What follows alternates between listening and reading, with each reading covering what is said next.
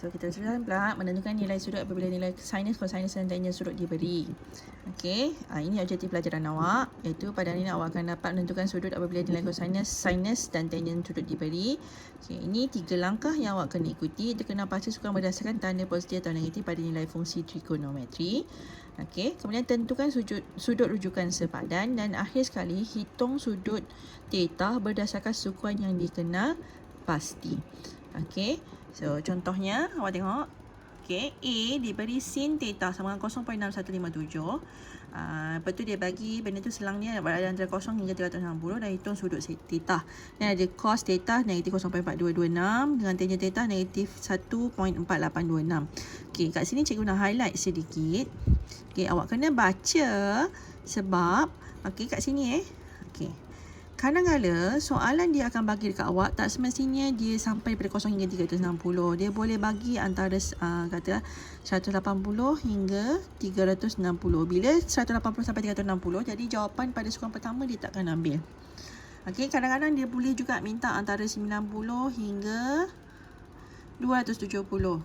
Okey. Jadi awak kena baca dia nak sampai mana sahaja. Maksudnya dia dah hadkan jawapan awak mesti daripada mana ke mana sahaja. Okey, so macam mana nak jawab? Okey.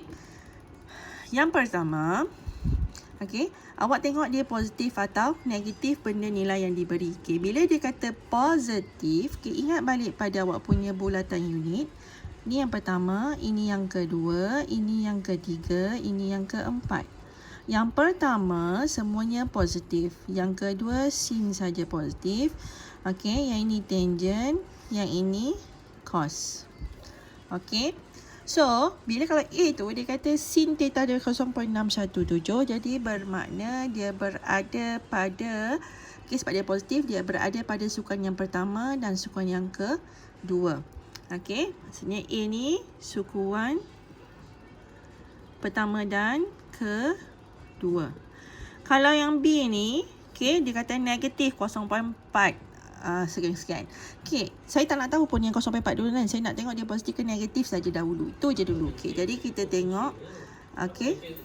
Kita tengok dia cos negatif. So cos patutnya negatif positif pada sukuan yang keempat. Tapi disebabkan dia nak yang negatif, okey, dia pertama dan keempat. Jadi jawapan awak pada kedua dan ketiga. Kedua dan ketiga. Okey, kalau yang C, okey, negatif untuk tangent. So tangent patutnya positif pada 1 dan 3. Jadi kalau dia negatif maksudnya dia pada 2 dan 4. Okey, boleh tak? Kat situ dulu. Okey. Kemudian, okey, apa awak buat? Okey. Bila dia kata sin theta, awak kena cari dulu nilai theta-nya apa. Nak cari awak guna simbol ini. Dekat kalkulator awak kan ada kan? Okey. Tekan nilai 0.6157. Okey.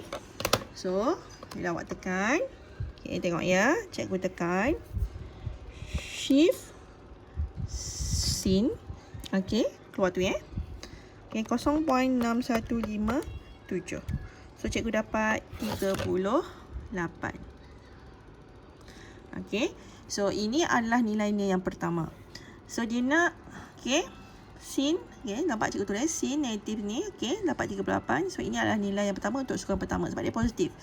So untuk yang pada sukuan kedua,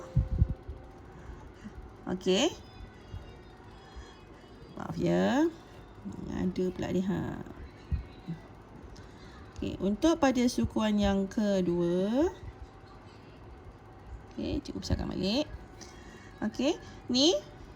Okey, theta yang kedua dia adalah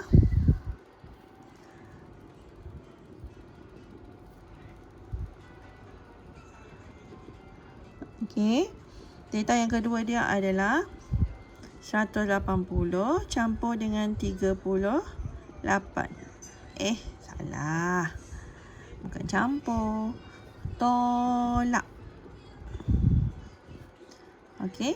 Untuk cari pada sukan kedua dia, jadi 180 tolak 38, jadi dapat 142 darjah. Jadi, untuk ni A, theta-nya adalah 38 dan 142 darjah. Sebab hari tu cikgu dah buat pembuktian dengan awak kan. Sukuan pertama dengan sudut sepadan dia, okey, akan memberikan nilai yang sama jawapannya. Okey, so kita tengok pula untuk yang B. Okey, cikgu pandam yang ini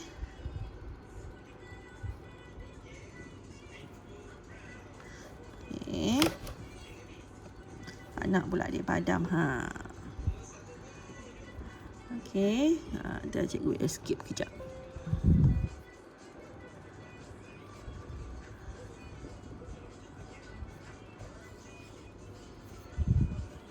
Okey.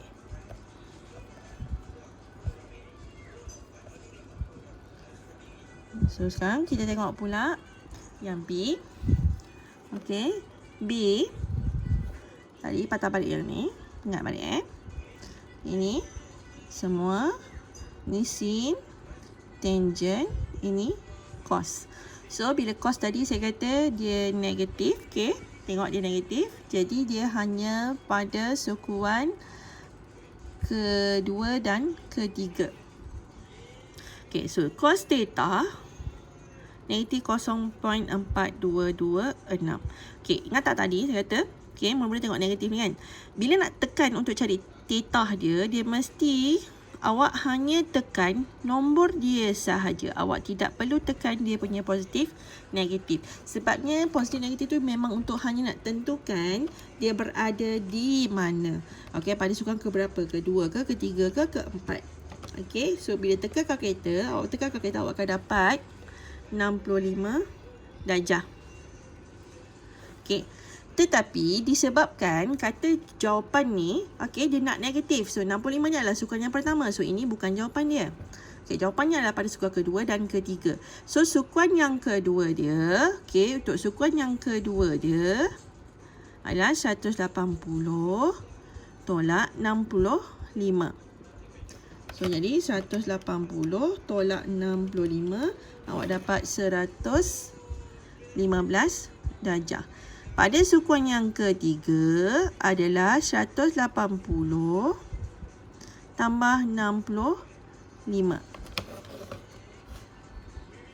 So 180 tambah 65, awak dapat 245 darjah. Jadi jawapannya, okey, untuk B ini, titahnya, okey, titahnya, tak nampak kalau cikgu tulis kat bawah tu, titahnya adalah 115 darjah dan 245 darjah. Okey, yang sukuan pertama ni tadi tidak termasuk sebab dia nak negatif, sedangkan yang sukuan pertama tu cos tu mesti positif. Jadi jawapan awak ini sahaja. Okey, so kita tengok pula lain. Kita tengok pula yang C. Okey, tengok C. Okey, macam ni. Okey, patah balik lagi. Ni. 1, 2, 3, 4. All sin teachers crazy. Sin Okey, so sama. Tengok tangent theta dekat sini 3.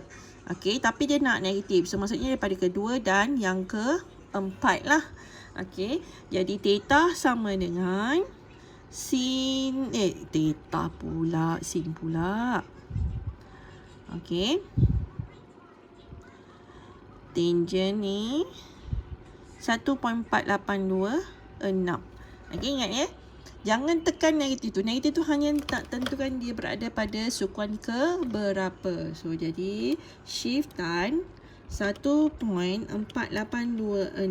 Awak dapat jawapannya 56 darjah. Sambil buat ni, bila cikgu terang ni, awak tekan kalkulator. Tengok betul-betul dapat ke tidak. Okey, so dapat 56. Tapi ini bukan jawapan dia. Sebab dah tahu dia patut pada sukuan kedua dan keempat. So sukuan yang kedua dia adalah 180 tolak 56. Okey, awak dapat 1, 2, 4. Sukuan yang keempat dia adalah okey, 360 tolak dengan 56. Dapat 304. Okey, jadi jawapan dia adalah 124 dan 364 darjah. Okey, boleh tengok kat situ. Okey, boleh check, boleh tengok dekat dalam buku teks awak. Kalau tak faham, boleh tanya cikgu. Okey, so ini latihan diri awak, tolong buat. Okey, dan akhir sekali menyelesaikan masalah membahagikan sinus, cosinus dan tangent. Okey, yang selalu famous memang keluar dalam SPM awak. Okey, ini pernah keluar. Memang biasanya yang inilah keluar. Yang ini jarang berlaku sebabnya kalau dia buat pun sebab bila awak dalam exam memang kalkulator di tangan awak. Jadi tidak ada sesiapa yang boleh menegaskan kata untuk soalan itu awak tidak boleh menggunakan kalkulator. Jadi tak adalah, jarang berlaku. Okey, tetapi yang ini pernah adalah, tetapi dia biasanya yang dia bagi soalan. Okey, kita tengok selesaikan masalah. Okey, ini yang pernah cikgu ada sebut hari itu dalam kelas masa sebelum ni, sebelum cuti. Okey, dia bagi gambar rajah. Okey, dalam rajah di sebelah QRS ialah garis lurus, diberi QS sama dengan 8. Okey, so sini ni maksudnya 8. Sekejap, okay, cikgu padamkan balik dia punya ni. Okey, Q.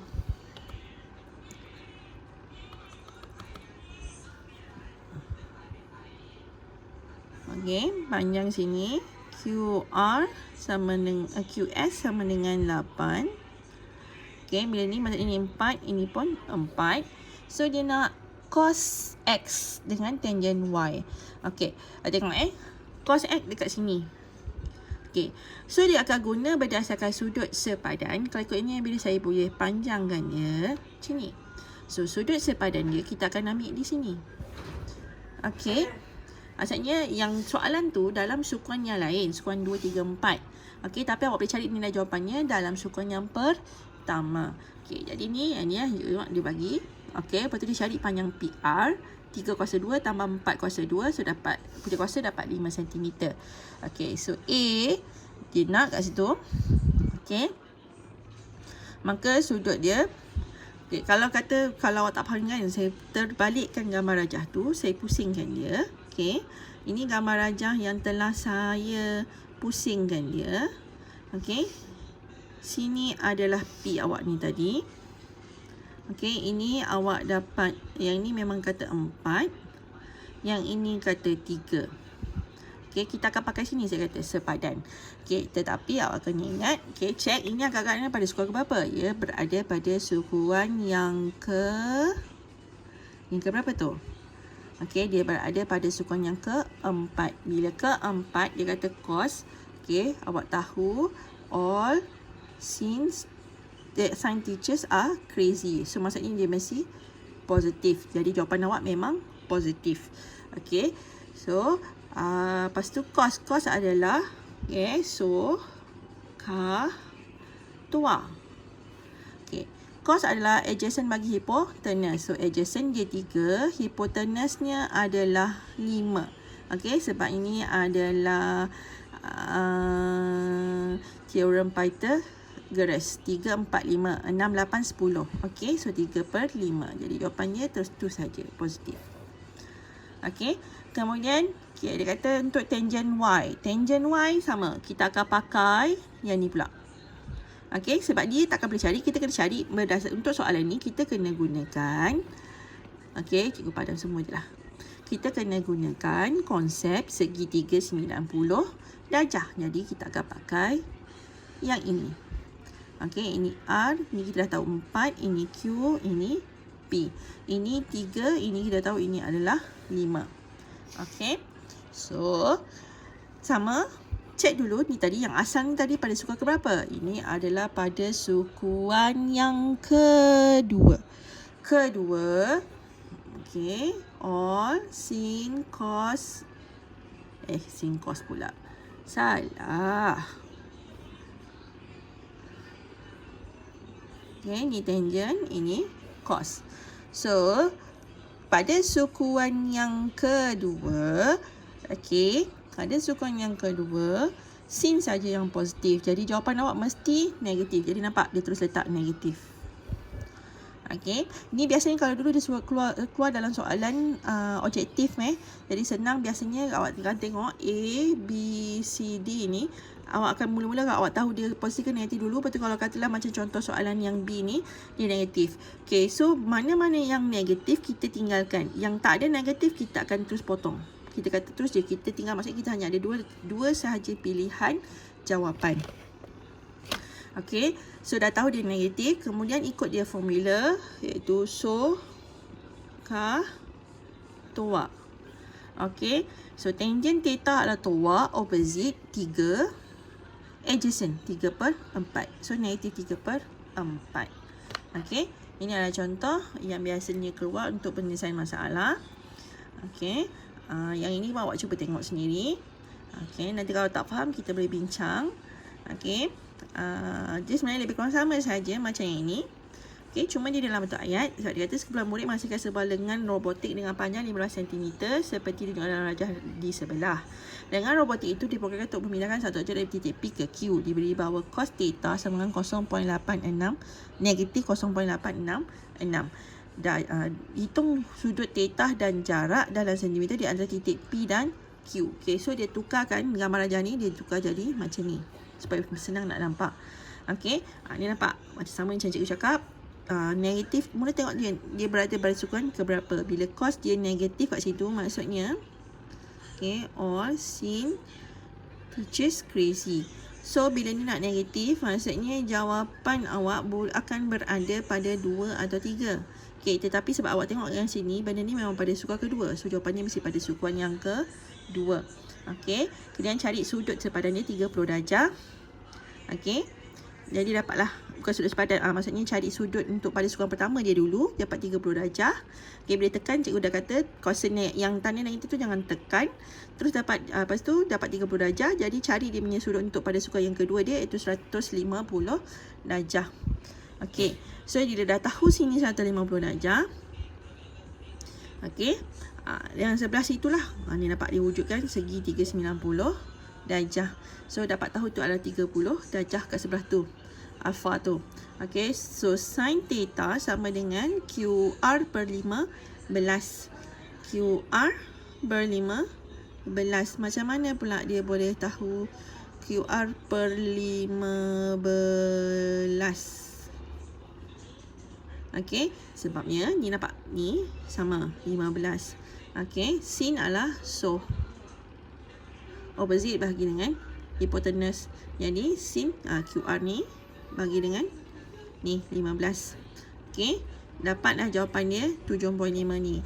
Okey, lepas tu dia nak cos 30 darjah sama dengan, okey, sebab dia kata tadi dia nak hitung sudut theta dan jarak di antara titik P dengan titik Q.